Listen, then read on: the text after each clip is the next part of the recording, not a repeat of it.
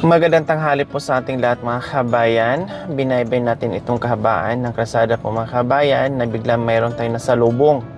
At nagulat tayo, no? Nagulat ang buong team dahil meron itong hinihila o tinutulak itong mini pedal po mga kabayan, pero yung gulong niya ay gulong ng stroller at karga-karga, sakay-sakay ang kanyang mga anak po mga kabayan, at the same time hawak-hawak niya yung kanyang baby. So ayan po mga kabayan, sinundan namin, tapos nagpahinga sila dito sa lilim, no, kasama ang kanyang anak, at sumunod nga itong nakabike po mga kabayan. Ang tanong natin dito, bakit sama-sama sila na wala yung tatay, no? Palaisipan po mga kabayan kung ito ba ay may bahay or homeless or anong nangyayari, nasaan yung tatay, busy ba sa paghanap buhay. At biglang dumating itong lalaki na naka-motor po mga kabayan, motorsiklo po mga kabayan, no? Nag-abot ng pagkain para dito sa mag-iina kabayan. Merong mga gamit. May bubong nga po mga kabayan, improvised na bubong na nilagyan ng tila para kahit papaano ay hindi masyadong mainitan yung kayang mga anak na nandiyan nakasakay.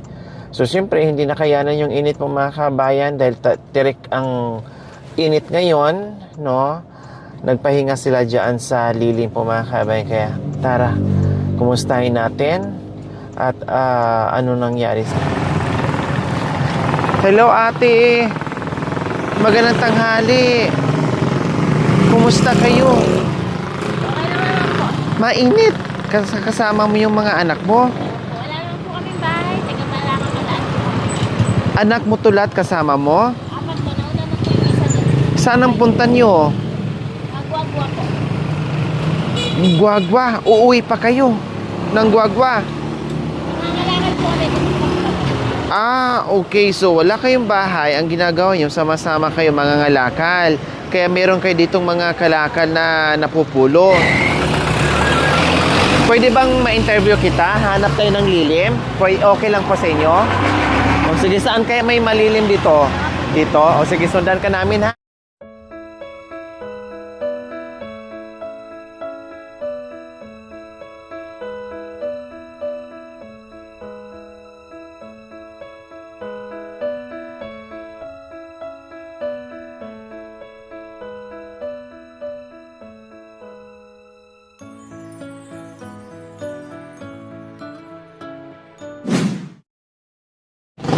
Lagay ko lang yung mic, ha? Para marinig tayo. Okay po mga kabayan, gaya ng sinabi ko kanina, nakita natin sila na ito nga po yung kanilang sitwasyon. Hindi po tayo nagkakamali po mga kabayan. No, hindi po tayo nagkakamali na homeless sila mga kabayan, walang bahay. Nandito na po yung kanilang mga damit at mga kalakal na napulot nila. Ate, anong pangalan niyo po? Kimberly Pangilinan po. Si Ate Kimberly. Ilang taon na po kayo, Ate 31 Kimberly? po. 31 years old. Ilan ang anak? 5 po. 5 sila. Ilang taon na ang panganay mo? Magte-13 po. 13. Ito yung bunso. Ilang taon na siya? 5 months po. 5 months. Nasaan si Mister? Diyan din po kasama po namin po. Okay. Isang So, pamilya. buong pamilya, ito talagang ginagawa nyo araw-araw kasi wala nga po kayong bahay. No, ay talagang naglalakad kayo. Paano yung tulugan nyo, Ate Kimberly? Saan lang po masilong? Saan lang pumanap na masisilungan? Saan po merong bubong? Paano? Tag-ulan ngayon. Kung nagpapaano minsan po sa barangay, mga barangay po. Ilang taon na kayo, Ate Kimberly, na homeless? Magtatatlong buwan pa lang. 3 buwan na homeless. Anong nangyari? Bakit naging homeless? Nasaan ang bahay nyo noon? Binenta po kasi nung biyanan ko yung bahay ko. Bakit binenta? Hindi ko po alam dahil din po sa anak niyang panganay. So meron kayong tinitirahan na bahay noon, kailan sa biyanan nyo? Kailang binenta na, Kaya po ito, nasa ano na lang po naging kami. homeless kayo. So hindi kayo nagkaroon o hindi kayo... Hindi po kasi nagtatayo kami, bawal daw po sa mga gilid sa daan, sa may daan. Pinagbawalan kayo. Kaya ang ginawa nyo na lang, Nangalakal na lang po kami. Kung saan na lang po kami mento, doon po kami. Kumusta ang mga anak niyo? Okay naman po. Ngayon kaso po, di po sila nag-aaral ngayong taon. Itong taon lang. Opo, Pero ngayon nung nakaraan po, nag-aaral po sila. so ngayon, lahat ng anak mo hindi nag-aaral kasi nga, kumbaga, Opo. no permanent Wala po, address wala kung po kasi saan-saan. Ang mga bata, Ate Kimberly, hindi nagkakasakit. Hindi naman po. Kasi delikado ngayon, tag-ulan, malamok. 'Di ba? Sabi niyo kung saan-saan lang Opo. kayo natutulog. Siyempre, nandoon yung lamok. Hindi mo maiwasan, wala pa kayong moskitero. Hindi sila nagkakasakit, Ate Hindi Kimberly. po. Salamat naman po ako, hindi naman po nagkakasakit. Kumusta yung pagkain niyo? Minsan po may nag-aabot po sa amin pagkain. Minsan, Katulad kanina, Opo, tama? opo. Tapos po yung pinagbebenta namin kalakal. So, ibig sabihin, Kakain po namin. kailangan umikot muna kayo. Opo. Pag merong magbigay, makakain kayo. O, kaya Pag po- merong kalakal, Magbebenta. mabibenta, saka na lang makakain. Parang ganun. Opo. Pag halimbawa, wala talagang magbigay, paano yun, Ate Kimberly? Sa ano po, mga tindahan po, nag-ano po kami ng konting kahit po tinapay lang. Walang maibigay or walang pang napulot na kalakal, wala pang maibenta. Opo. So, siyempre wala. Wala din. Wala din po. Ilan kayo kumakain? 6 po. Bali, 6. 4 yung anak mo, At dalawa. plus 2 mag-asawa, 6. Ang hirap, Ate Kimberly, sa loob ng At magdadating 3 buwan. Siyempre, sanay kayo sa may bahay noon. Gaano kahirap yung nasa labas, nasa lansangan, na ganito yung buhay. May sobrang hirap po. Bakit? Sa bahay sa amin po kasi nakakatulog kami ng maayos. Eh dito po, kailangan po gumising ng maaga. Walang kamag-anak, Ate Kimberly, na Meron nag-offer po. sa inyo samantala mo na kayo dito habang gumagawa kayo ng paraan na magkaroon kayo ng bahay kubo. Wala nag-offer. Meron naman po, kaso po, di kasundo ng asawa ko yung stepfather po. May stepfather po kasi. Bakit hindi magkasundo, Ate Kimberly? Matultukin po kasi yung stepfather ko. Pagka ano po, nandun kami, inaaway niya yung mama ko, kaya malis na lang po kami. Magulo, kumbaga. Mas pinili nyo ka Mas na lang. gusto mo pa po namin yung ganito. Gaano Ako kami- kahirap, Ate Kimberly? Meron po. Nabit-bit mo, okay lang sana. Hirap ngayon yung nakikita nyong iba. Hirap ngayon yung ibang mag-asawa na homeless, na wala silang mga anak, na dalawa lang sila. Ikaw pa kaya na 4 ang anak na bit-bit mo. Gaano kahirap yun? Paano nyo nalabanon mag-asawa? Ano lang po, tiyaga. Tiyaga-tiyaga lang po. Hindi ka ba nahihirapan, Ate Kimberly? Hindi na po, nasanay na po. Ilang taon ka nag-asawa? 19. 19 years old. Yung asawa mo ilang taon na? 33 na po. Mas matanda sa inyo ng konti. Opo, 1 taon lang. Magte-32 na po ako ngayong taon. 31. Oh, okay. Tapos 32 si mister mo. O, anong plano? Anong plano nyo, Ate Kimberly, habang wala kayong matirahan? Ganito lang? Gusto nga po namin makaipon po nang makabili kami ng panghanap buhay po. At po kulong-kulong. Dati po kasi may kulong-kulong din po kami tsaka motor. Eh, nabatak po yung motor namin. Tapos naibenta na rin po yung kulong-kulong. Pero wala kayong mahanapan na kahit yung mapatayuan nyo ng bahay kubo muna? Kasi Wala. mahirap yun. Nagninegosyo ka. No, nakasama mo yung buong pamilya. 'Di ba? Siyempre, hindi ka masyado makagalaw. Like nakita ko kanina, Ate Kimberly, habang tulak-tulak mo ito, bidal pala. Nahirapan ako. Nandyan yung mga anak mo, ang init, delikado sa daan. Minsan lumalabas pa yung anak mo, mahagip sa sasakyan. Napakadelikado, Ate Kimberly, di ba? Kaya doon ako nag-worry. Sabi ko, balikan natin, puntahan nga natin si Ate Kimberly. Kumustahin natin kung anong kalagayan niya. Sa iniisip ko, hindi nga ako nagkakamali.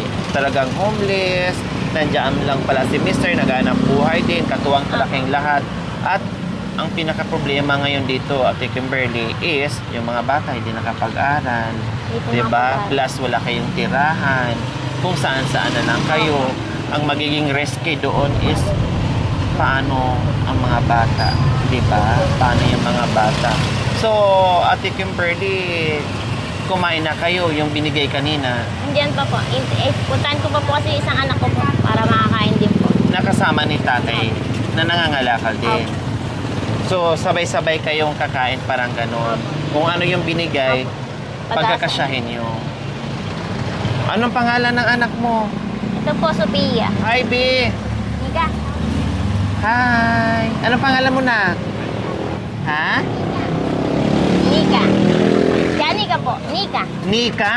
Opo. Ah, wow! Di ka nag-aaral, Nika? Bakit?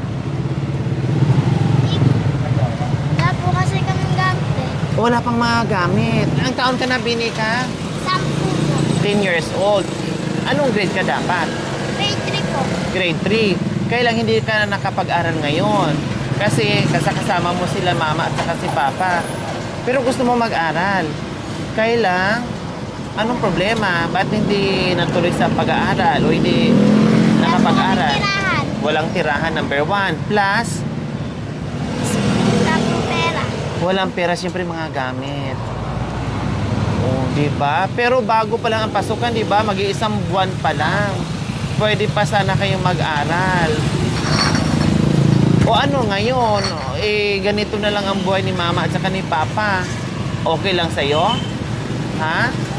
Okay lang sa'yo kahit hindi ka muna mag-aral, basta kasama mo sila, parang ganon? Pero gusto mo mag-aral, Nika? Ha? Opo. Grade 3. Yung panganay, anong grade na? Pangalan ko po, di po nag-aaral. Hindi nag-aaral. Tapos yung sumunod, Ito po siya, yung grade 3. Tapos sino pa nag-aaral? Grade 2 po. Yung grade 2. Nahinto din, Opo. grade 3 siya, dapat maging grade 4. Po. Grade 2 po siya, Maging grade 3. Yung grade 1, magiging grade 2. So, na-stop sila parehas ngayon dahil sa ganitong sitwasyon nyo. Paano to, Ate Kimberly? No? Paano to, Ate Kimberly? Magbigay sana ako ng ayuda kahit pa paano ay for now ay makatulong sa iyo, no? Anong oras kayo magkikita ng asawa mo? O paano natin mahanap? Nandiyan lang ba? Diyan lang po. Minsan po kasi umihin po yun, hinihintay po kami. Or binabalikan kayo kung Opo, saan? pag- Kumbaga, alam na niya Opo. yung Humihinto po pinupuntahan. So, nauuna lang sa inyo. Then, sumusunod kayo. Okay. So, ayan po mga kabayan. Kasi sabi ko kanina, worried ako. Paano kaya ito? Magbigay ko ng ayuda. And then, baka wala yung mister niya. So, okay pala. Kasi yung isang anak niya at saka si mister niya nasa unahan. At may katuwang siya, kumbaga. May katuwang siya. Anong sinakyan ng mister mo? Naglalakad lang po. Naglalakad lang sila. Yung anak ko po nakabike po, maliit. Okay, so babalik din dito mamaya yung mister niya. So dito muna kayo, pwede dito muna kayo, at least may lilim, maabutan kayo ng ulan kasi mukhang ulan naman. At least mayroon kayong silungan, no? So dito muna kayo at dito muna ako magbigay ng ayuda kung pwede mo papuntahan sa anak mo mamaya na meron kayong natanggap na ayuda para uwi mo na kayo o makasilong mo na kung saan kayo makahanap temporary, no, kung paano mag-uusap kayo. So ayan po mga kabayan, no, ito yung nakita at napansin ko kanina, no. Isa tong mini pedal po mga kabayan na napulot nila. Ano po, Isa itong mini pedal ng sidecar po mga kabayan na siguro napulot nila sa kalakal, no.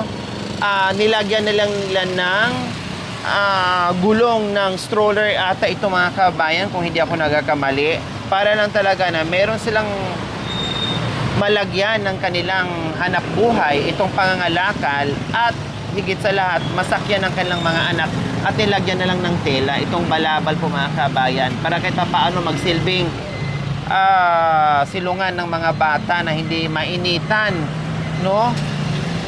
4 po pala ang anak ni Ate Kimberly. Kailang, paano ito dinadrive, Ate Kimberly? hinahatak lang po. Tulad ng ginawa mo kanina na hinahatak mo. Kahapon po, yan po yung ano niya, yung sidecar po, yung bike po. O, ano nangyari? Na-flat po. Okay. Kaya Meron po tinanggal. pala itong sidecar po mga kabayan. Kaya lang po, flat. Ayan po, flat. So ngayon, tinanggal na lang at hinahatak na lang ni Ate Kimberly. So medyo okay sana yun mga kabayan na may sidecar na kahit papaano ay hindi masyadong mahirapan si Ate Kimberly kahit sakay pa niya lahat ng anak niya na merong bike, no? Kailang sira nga po ito mga kabayan, kaya hinahatak na lang ni Ate Kimberly. Okay, sige, magbigay tayo ng ayuda para sa kanila, no? And then bahala na si God kung paano ito. Mayroon kayong cellphone? Wala po. Wala.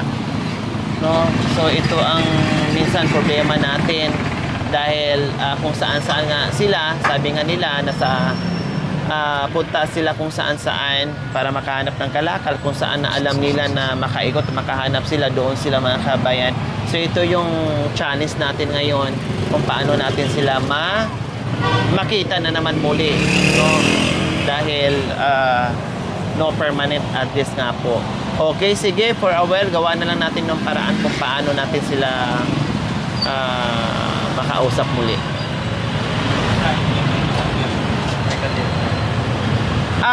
Ate Kim, Ate Kimberly, paano yon? Yung halimbawa bigyan kami ng ayuda sa inyo, paano yung yung saing, pagsaing nyo? Nangihiram po kami ng pag nahinto po kami, kaldero po. Nangihiram kayo? Opo, nagsasaing po, tapos sinasalin na lang po namin sa lalagyan, tapos sasauli-uli na. Oh, okay. So nagagawa nyo rin ganyan. Hindi ka ng bigas, halimbawa, ulam, Apo. nakikihiram kayo ng kaldero, nakikisaing, Nagsasaing po. then isasaling ninyong ganyan. Okay, sige.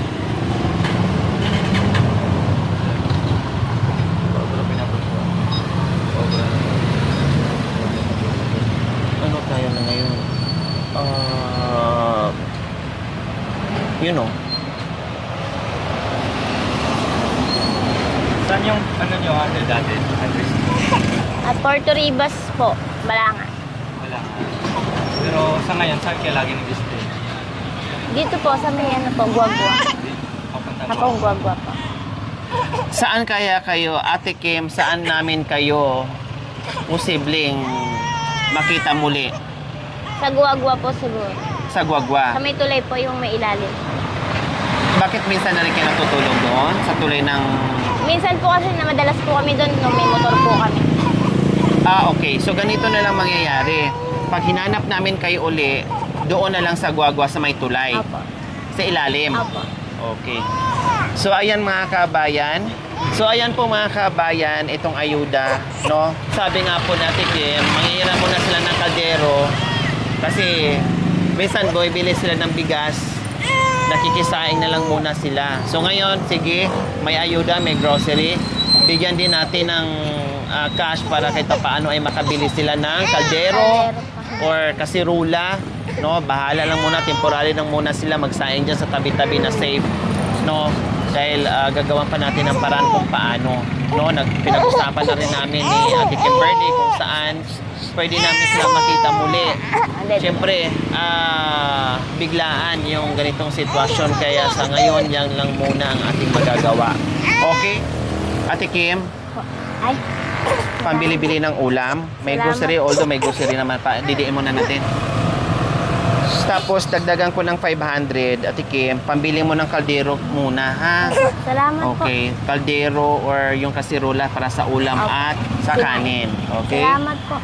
Okay, maraming salamat po sa walang sawang pagmamahal. Ate Josephine Sampilo and Kuya Cesar Sampilo from Alberta, Canada. Maraming salamat po sa ginito ang puso. Nawa ipagpalain po tayo ng Panginoong Diyos araw-araw. Nawa ibigyan pa po tayo ng kalakasan ng katawan sa araw-araw. Nawa ibigyan pa po tayo ng mahabang buhay. Pag sa ganon, marami pa tayong matulungan na gaya nila. So mga kabayan, huwag niyo po kalimutan, pakishare and subscribe sa aking YouTube channel, Lori Aquino Talita. Maraming salamat po, God bless us all. Bye. Salamat Ate din Kim. po. Bye-bye. Ingat po kayo. Salamat. Okay, kayo ang mag-ingat, ha? Doble ingat dahil nasa lansangan kayo, lalo na yung mga bata na kasama mo. Gagawin namin yung aming, sa abot na aming makakaya, no, kung paano namin, bahala na pag si God ay gagawa ng paraan, no, kung paano yung mga bagay-bagay ay kung para sa iyo ay para sa iyo. Okay? Salamat po. Thank you for watching. Don't forget to like, share, and subscribe.